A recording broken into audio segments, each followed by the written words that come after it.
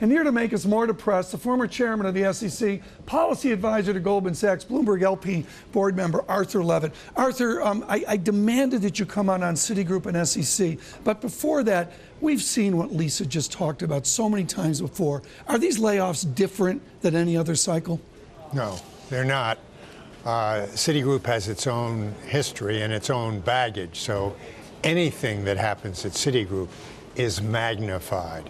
If it was another firm, wouldn't be quite the issue it is with Citigroup. Here's a chart, financials flatline. You can pick this chart and make the story say whatever you want. You can see it down here, Mr. Levitt. Citigroup, down we go, and then we flatline through 09, 10, and 11. And there's this, that, and the other thing, and then there's this legal issue, which I'm going to call amateurly Citigroup versus SEC, and the judge put everybody in the timeout chair. He threw the case out. Yes, he did, and the SEC has three alternatives now.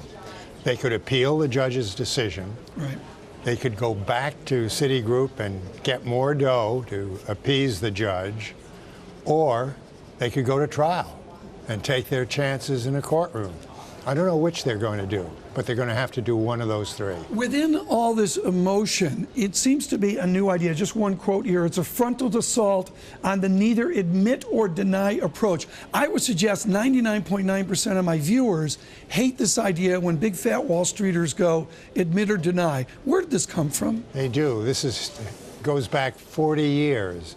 And the reason for it is that the commission simply can't go to court on most of their cases. They don't have the litigators, they don't have the skills, they don't have the resources, they don't have the time. So that to say they simply should force these people to admit something is easier said than done. However, Raycroft is so articulate, the judge, so eloquent, that he will move the needle. I think what you're going to see in the future is that some of these companies are going to admit some things, not everything, but the needle will move. Instead of saying, I neither admit nor deny, well, maybe we did this and perhaps we did that. There'll be more of that. He made a difference. Okay, he's made a difference, and you've got three options for the SEC. Are they going to move the needle abroad? Do they move the marginal job formation and capital dynamism abroad? No, it won't have any impact on what happens abroad. But the issue essentially is one of resources. Right. Congress has constantly frustrated the commission and cut back on resources. Now, the SEC is taking this opportunity to say, look, Congress, give us greater penalties. Right now, all we can do is get back the money that's been lost. We want triple damages or quadruple damages. Well, you mentioned that to me on Bloomberg Surveillance today, on Bloomberg Radio. Folks see it at Bloomberg Radio Plus. And the idea here, I was stunned that they can't go get triple damages. They can't do that, and they can't go after... Judge Judy would let them do that.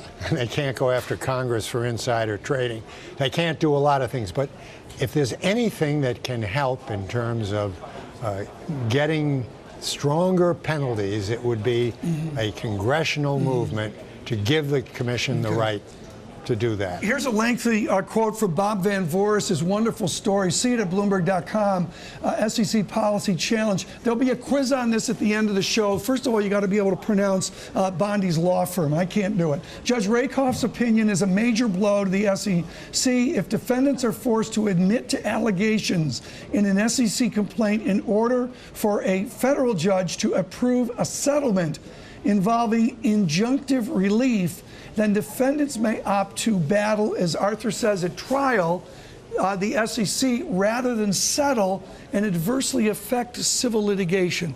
Define the back end of that quote. Translate that for us. The back end of the quote is if Citigroup admitted to fraud charges, the likelihood of rights of action being brought by individuals would be enormous. They'd be admitting right then and there that they committed fraud. And they'd be opened up to hundreds of millions of dollars of additional litigation. So that is not going to happen. Again, the issue is for the SEC to try to squeeze more without adhering blindly to neither admitting nor denying, and to get Congress to say, here's a penalty which sticks. It's still a mark of Cain to have an SEC sanction. It's not something that you or I or anyone else would want to have attached to our resume. So don't dismiss that. But the public is infuriated. They see executives going scot-free. And that executives going scot-free. I think of Isdell in 1930s and whatever, the uproar over the utilities and the Depression. What would you like to see these executives do? I mean, is it a felony to be stupid? Is it a felony to buy at the top and sell at the bottom? No, it depends what they did and what their degree of culpability is. But for Citigroup, with the history that they've had and the repeated number of cases in the past 2 or 3 years, I can understand Raycroft's reaction to this. How individual is this judge's originality? You call him Very brilliant. Original. He's standing alone, right? The ones who sit on his right and his left have never taken this position. So he's unique. He's original. He's one of a kind. What will be the response then, particularly within this jurisdiction in New York, to this judge's ability to make these distinctive statements? Will we see more? Judges are like everybody else. Of course we'll see more. And you'll see it from some other judges who are envious that Raycroft is getting all the exposure that he's getting. He looks like he's enlightened, forward-looking, progressive.